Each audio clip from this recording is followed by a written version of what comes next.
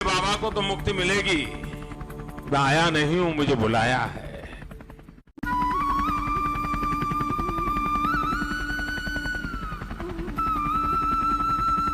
विश्वनाथ यानी ब्रह्मांड के शासक और काशी यानी वाराणसी। नमस्कार, मैं हूं सुमित अवस्थी और आप मेरे साथ वाराणसी के काशी विश्वनाथ मंदिर के इस वक्त दर्शन कर रहे हैं। जो जगह कभी अपनी तंग गलियों की वजह से जानी जाती थी, लेकिन आज वाराणसी की तस्वीर बिल्कुल बदल चुकी है। काशी विश्वनाथ का दिव्य भव्य स्वरूप अब आपके सामने है। जहां पर काशी विश्वनाथ विराजे हैं, वहां महादेव भी हैं, माँ गंगा भी और मोक्ष भी। ये वही बनारस है जिसके बारे में एक बार अमेरिकी लेखक मार्क ट्वेन ने कहा था, बनारस इतिहास से भी पुराना है और परंपराओं से भी प्राचीन, किंवदंतियों से भी पुराना है। एक जीवंत शहर अपने भीतर इतनी सदियों को संजोए हुए ये दुनिया का अजोड़ नगर है। आज इसी अजोड़ नगर की बेजोड़ कलाकृति से आपको रूबरू कराने आए हैं। इसी बनारस के घाट से सामने बन चुके इस अद्भुत रचना संसार तक आपको ले चलेंगे। पहली बार एबीपी न्यूज आपको इस अलौकिक धाम के दर्शन कराने जा रहा है। अभी आसमान से जो आप बनारस की बदली हुई तस्वीर देख रहे हैं, फिजा देख रहे हैं, इनमें यात्रियों की सुविधाओं का भी बेहतरीन इंतजाम किया गया है। तो बनारस की महक भी इस पूरे नए कॉरिडोर में शामिल है। तो आसमान से दर्शन के बाद अब आपको लिए चलते हैं सबसे पहले माँ गंगा के किनारे, जहां से ले चलेंगे आपको उस सफर पर जिसमें पूरा काशी विश्वनाथ कॉरिडोर आप हमारे साथ वर्चुअली देख पाएंगे।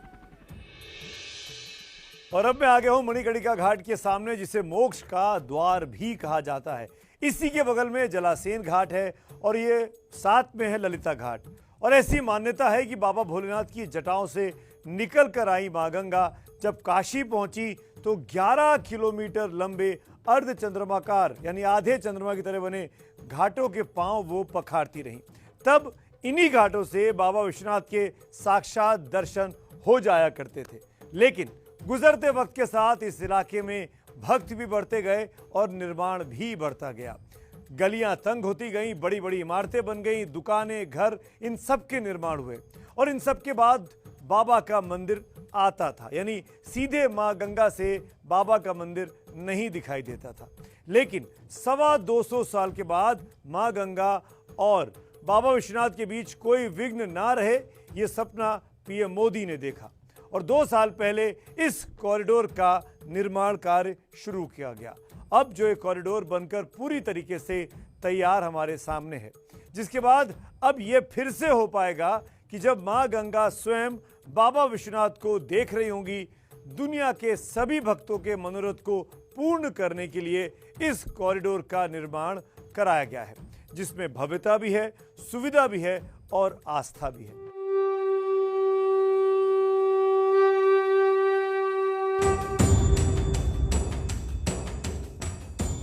तो आइए शुरुआत इन्हीं सीढ़ियों के साथ करते हैं, घाटों से लेकर आगे कॉरिडोर तक। इसमें Makrana marble, Kota granite, Mandana stone और चुनार का लाल बलुआ पत्थर लगाया गया है।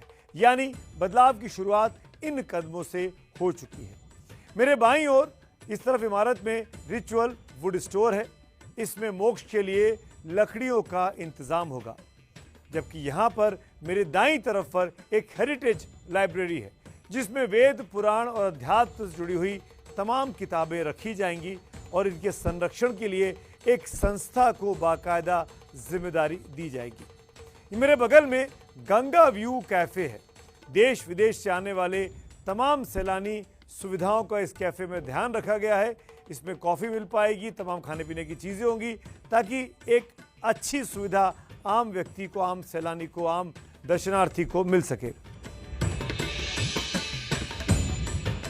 अब आप जो मेरे पीछे ये सीढ़ियाँ देख रहे हैं, ये सीढ़ियाँ हमें बाबा भोलेनाथ के दरबार तक लेके जाएंगी। लेकिन आपको दिखा दें कि इसके ठीक बगल में स्वचालित सीढ़ियाँ भी बनाई गई हैं, जिसके ज़रिए बच्चे, बूढ़े, बुजुर्ग जो हैं, महिलाएं जो हैं, दिव्यांग जो हैं, वो ऊपर मंजिल तक पहुंच सकें। तो ये जो एस्केलेटर है ना, यानी स्वचालित सीढ़ियाँ, जिस इमारत का हिस्सा है, दरअसल वो एक मल्टीपर्पस हॉल है और इसमें हर तरीके के कार्यक्रमों का आयोजन किया जा सकता है। जैसे किसी का सम्मान समारोह हो, कोई किताब के रिलीज का फंक्शन हो। इस मल्टीपर्पस हॉल में नीचे और ऊपर यानी 2 हॉल बने हुए हैं, जिसमें आराम से 500 से 1000 लोगों के बैठने की व्यवस्था है। इसी मल्टीपर्पस हॉल के ठीक सामने की ओर एक वैदिक केंद्र भी बनाया गया है। यहाँ पर वेद के पठन पाठन का कार्यक्रम लगातार चलता रहेगा। आचार्य वेद पुराण का पाठ कराएंगे। और आगे बढ़ते हुए आपको बताते चलें कि यहाँ से मंदिर परिसर तक के जिस कॉरिडोर का निर्माण किया गया है, उसमें सड़क 320 मीटर लंबी और 20 मीटर चौड़ी बनाई गई है। अब इन्हीं सीढ़ियों से हम ऊपर की ओर जाएंगे और आगे की इमारतों के बारे में पूरी जानकारी आपको इसी तरीके से तफसील से बताते रहेंगे। और अब हम आ चुके हैं वाराणसी गैलरी के ठीक सामने, जहां पर काशी के घाटों से लेकर पूरे शहर तक का पूरा व्याख्यान आपको देखने को मिलेगा। मंदिर का इतिहास होगा, बाबा की महिमा की बात होगी, काशी की संस्कृति और सबसे ज़्यादा ये कि दुनिया भर से जो लाखों सैलानी भक्त यहाँ आएंगे, उनको इस इतिहास से और इसके वर्तमान के से रूबरू कराया जाएगा। करीब 400 मकानों को हटाकर यहाँ पर इस भव्य कॉरिडोर का निर्माण कराया गया है और इन मकानों और आसपास की जब चीज़ें हटाई गई तो उनके अंदर से सैकड़ों साल पुराने छोटे बड़े मंदिर मिले हैं। ऐसे करीब 127 मंदिरों का संरक्षण इस कॉरिडोर में कराया गया है।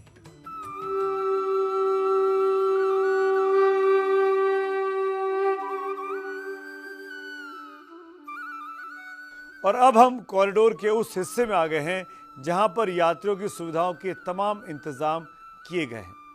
यहीं से दूर दूर से आए भक्तों के लिए महत्वपूर्ण जगह है ये, और वो महत्वपूर्ण इसलिए है कि यहाँ पर लॉकर बने होंगे जिसमें आप अपना मोबाइल, अपना हैंडबैग, अपना कीमती सामान रख पाएंगे, लॉक कर पाएंगे, चाबी आपके पास रहेगी। इसी के बाहर फूल माला की दुकानें भी होंगी जहाँ पर आप पंडित पुजारी से लेकर बाकी जानकारियों के लिए एक हेल्प डेस्क भी बनाई गई है। आरती के लिए टोकन का इंतजाम होगा, वो भी आपको यहीं से मिलेगा। इसी के सामने ऑफिस और दुकानें भी बनाई गई हैं और वो पीछे जो दरवाज़ा आपको दिख रहा है ना, दरअसल वो एक व्यूइंग गैलरी है जिसके एक तरफ आपको काशी विश्वनाथ मंदिर के भव्य रूप के दर्शन होंगे और पीछे माँ गंगा का अविरल प्रवाह आपको देखने को मिलेगा।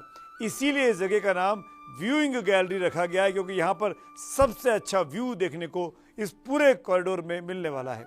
इसी के साथ यहाँ पर एक प्रोजेक्ट म्यूजियम भी बनाया गया है जिस पर पूरे कॉरिडोर के बनने की प्रक्रिया के निर्माण जो चल रहा था उसको दिखाया गया है। यानी कैसे 2 सालों में इस भीड़भाड़ वाली जगह से विकास की ये अद्भुत तस्वीर निकलकर सामने आई, जिसको काशी विश्वनाथ कॉरिडोर कहा गया है।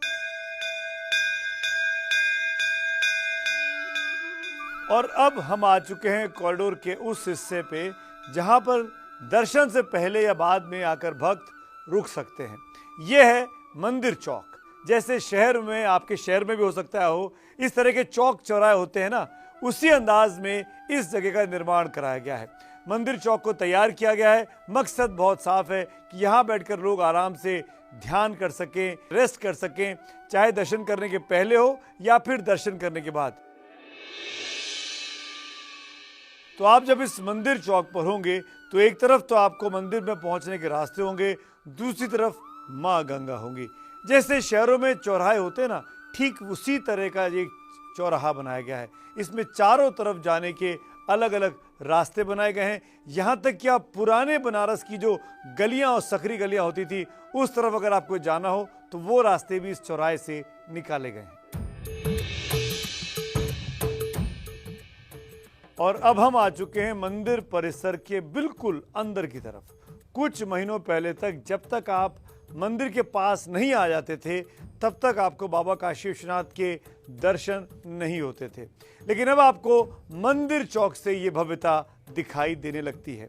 यहाँ पर 4 बड़े द्वार बनाए गए हैं जो चारों दिशाओं में हैं, पूरब, पश्चिम, उत्तर, दक्षिण। बाबा विश्वनाथ मंदिर आने के लिए पहले 4 द्वार हुआ करते थे, लेकिन अब उन्हें बढ़ाकर 7 कर दिया गया है। लेकिन उससे पहले इस रास्ते पर छोटी बड़ी करीब 70 दुकानें भी बनाई गई हैं, जहां पर फूल और पूजा का सामान भक्तगण खरीद पाएंगे। इन दुकानों में जलपान केंद्र भी बनाए गए हैं। इस परिसर के चारों ओर प्रदक्षिणा पथ बनाया गया, यानी आप परिक्रमा कर पाएंगे, जिस पर 22 संगमरमर के शिलालेख लगाए गए हैं, जिनमें काशी की महिमा का वर्णन होगा।